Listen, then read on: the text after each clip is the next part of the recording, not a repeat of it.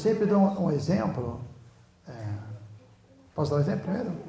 Eu sempre dou um exemplo que agora lá em João Pessoa eu vi ele na prática. Eu vou falar direto o que aconteceu lá e vocês vão entender qual é o exemplo, né? Bom, eu fiz uma viagem muito louca de Belo Horizonte, eu saí 8 da manhã e cheguei lá às 5h40 em João Pessoa. Porque era lá do Confins para o Rio de Janeiro, 3 horas aqui no Galeão. Se fosse no Flamengo, daí ia na casa da minha mãe fazer uma abraçadinha, dava tempo para lá. No Galeão não dava, né? Depois até Campina Grande, e depois, então, passei o dia inteiro assim, sem comer quase, porque a gente não come e tal. Aí cheguei 5h40, até o aeroporto de João Pessoa não era tão perto de onde eu estava, aí cheguei, tomei um banho, conheci um pouquinho e fui dar a palestra. Aí só quis comer no final, porque senão também não ia me sentir bem ali comendo, tendo que dar uma palestra, já estou totalmente cansado. E aí o pessoal comeu, enquanto eu estava tomando banho para ir para a palestra, todo mundo que estava comigo comeu. E eu não quis comer. Comeu pra caramba. Aí dei a palestra e fui, depois disso, comer na casa de um casal de devotos super legal, o Guru Sivananda e a esposa que é indiana. Aí cheguei lá, sentei na mesa para comer e esse pessoal que estava comigo, que já tinha jantado, estava ali por perto. Aí o casal falou, pô, come alguma coisa, né? Não, a gente já jantou. Não, mas come alguma coisa, saladinha, né? Ah, tá bom, saladinha. Aí sentado. Aí comecei a comer a salada, e comecei a glorificar a salada, e todo mundo começou a comer a salada. Aí depois veio o quente, né?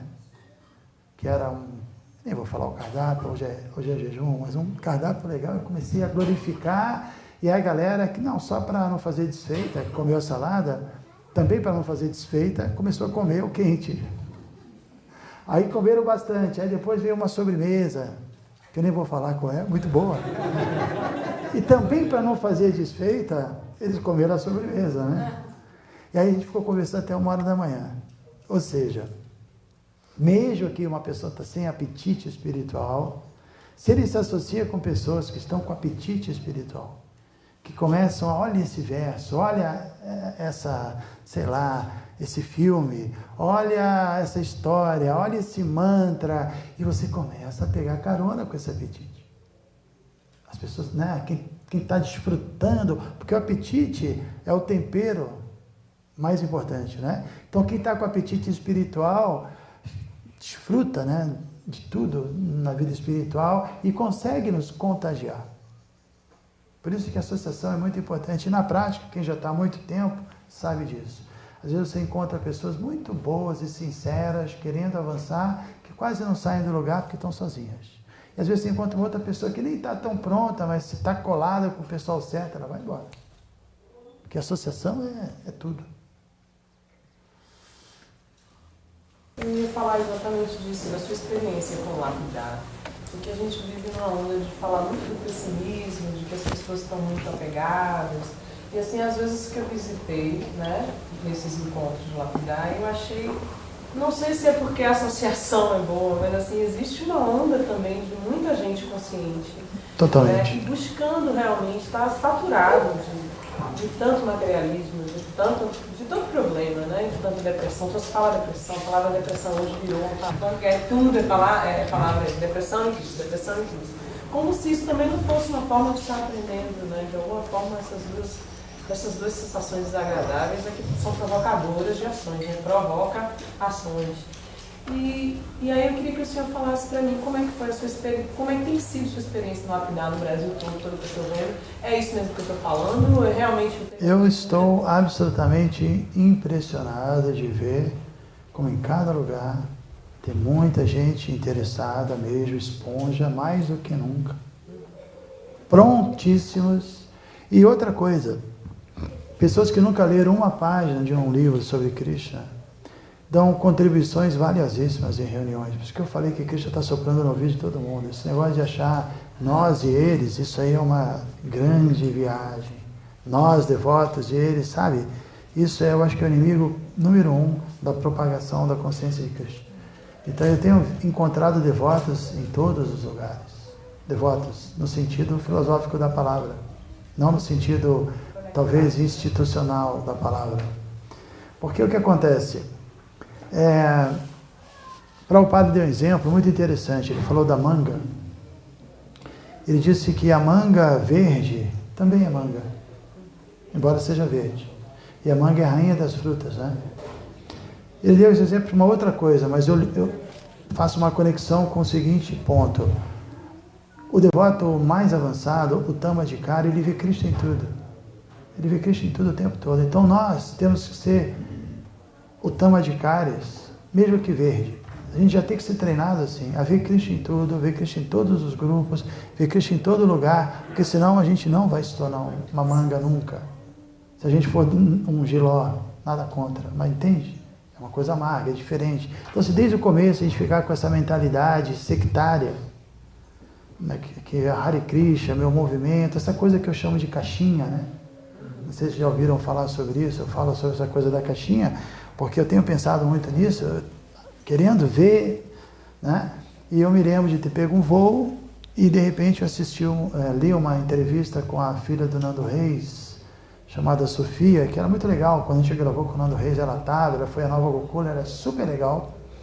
E aí na entrevista dizia que ela agora é apresentadora de um programa de GNT, não sei nem qual é, e ela também é atriz de um filme. E aí o repórter pergunta para ela, atriz ou apresentadora? Tipo assim, o que você gosta mais, né? E a resposta dela foi bobinha, simples, mas para mim bateu. Que na hora eu estava meditando.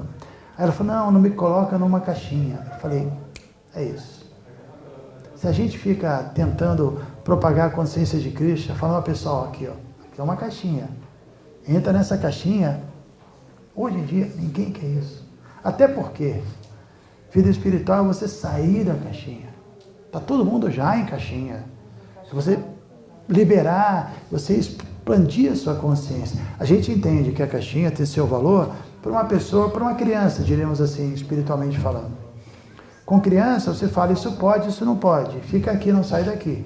Mas com adulto, ele vai tirar suas próprias conclusões, né? Então, acho que o movimento no começo, até porque quando o Prabhupada chegou, ele chegou num momento, nos anos 60, que o Ocidente conhecia a Igreja Católica e quase nada. Né? Um pouquinho de budismo, um pouquinho, ninguém era. Hoje em dia todo mundo sabe um pouco de tudo. Né? Cheio de grupos espirituais, de budismo e yoga em todo lugar. Então ninguém é tão infantil assim. Essa pegada religiosa no sentido... não, nada disso. Ninguém quer isso. E aí, como eu estava dizendo, eu li essa reportagem, ela falou da caixinha, né? Aí na reportagem seguinte foi muito interessante, que aí mostrava os japoneses cultivando melancia em caixinha. Aí as melancias ficaram tudo quadradinhas, eu falei, eu tô afim dessa melancia quadrada. Então é isso. É um avanço, né? Achando que é um avanço. Porque ficar transportar, né? Viagem, né? Deus faz ela redonda, vai o cara querer,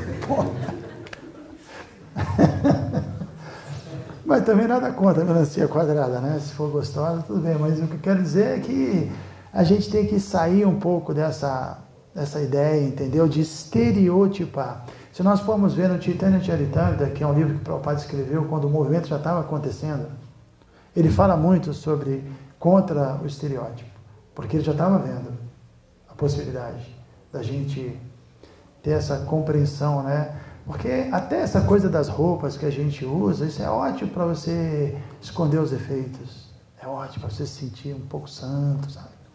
É ótimo para você dar uma delirada. Né? E não fazer aquele trabalho interno que tem que ser feito. Então é isso. Né? Você bota aquela roupa de santo, bota uns mantos assim, pá. Olha para o infinito mesmo. Né?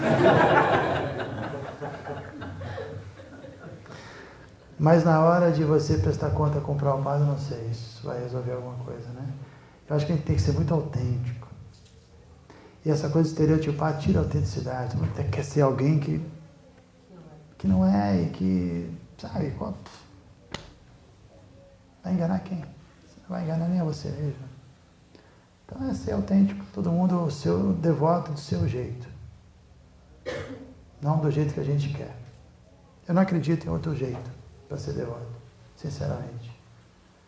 Pelo seu jeito, estou falando do ponto de vista maduro, não com responsabilidade, né? Não faz qualquer coisa, não é isso. A pessoa encontrar o seu jeito, né? Porque cedo ou tarde todo mundo vai ser o que ele é, né? Não tem como, né? Ok? Então é isso aí, lapidário é isso aí. Lapidário eu sempre conto a história. Primeiro que todo mundo sabe, o diamante, a história que o diamante é o mais antigo, o mais resistente. E quando tem a primeira parte de você... Como é que fala? Hã? Garimpar. Não garimpar. Eu estou cansado. Bom, antes de você fazer o diamante, tem a primeira limpeza, né? Hã? Não, o polimento já é lá no final. Não importa. Você faz a primeira limpeza, depois tem a parte que você vai preparar o diamante e vai preparar as facetas dele. Então, como ele é o mais resistente, só um outro diamante pode atuar sobre ele. Ou seja, satsanga, né? A gente precisa se tornar um diamante e para isso a gente precisa nós precisamos nos associar com os outros diamantes, né? Então a ideia é que todo mundo é um diamante. Todo mundo é um devoto de Krishna.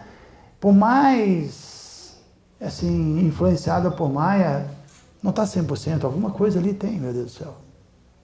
Não é possível, ninguém consegue estar totalmente, né? Então o processo é esse. E eu costumo dar um exemplo de Michelangelo, que todo mundo sabe, é um artista fabuloso.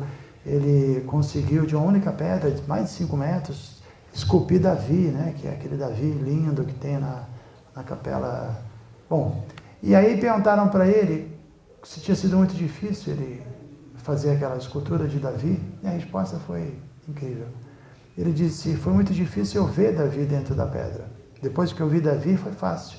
Só foi tirar o que não era Davi e deixar Davi. É isso.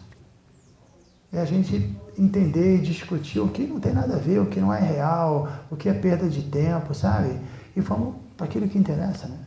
E encontrar esse Davi dentro da gente. Tirar o que não é Davi.